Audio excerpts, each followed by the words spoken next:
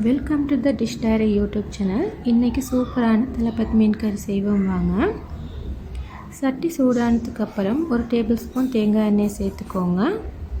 Oil சூடானதுக்கப்புறம் 1 teaspoon வெந்தயம், 1 teaspoon கடுகு, 1 கொத்து கருவேப்பிலை, 3 பீஸ் ரம்பை இலையும் போட்டு ஆயிலில் நல்லா ஃப்ரை பண்ணிக்கோங்க. இது ஆயிலில் நல்லா ஃப்ரை ஆகினதுக்கப்புறம் 4-5 பச்சை மிளகாய், ஒரு பெரிய சைஸ் வெங்காயம், கறிக்கு தேவையான அளவு உப்பையும் சேர்த்து நல்லா வதக்கிக்கோங்க.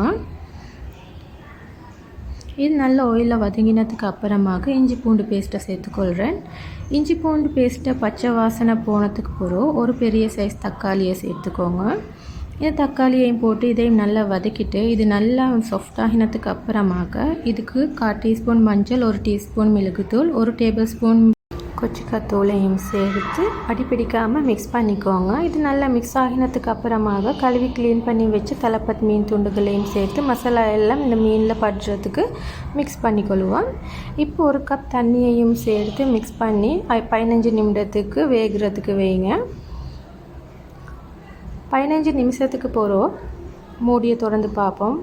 பாருங்கள், மீன் துண்டுகள் நல்லா வெந்திக்குது, ஒரு துண்டும் உடையாமல் அழகாக வந்திக்குது. இப்போ நான் தேங்காய் பால் சேர்த்துக்கொள்கிறேன். கட்டி தேங்காய் பால் தான் நான் இந்த ஸ்டேஜில் சேர்த்துக்கொள்கிறேன்.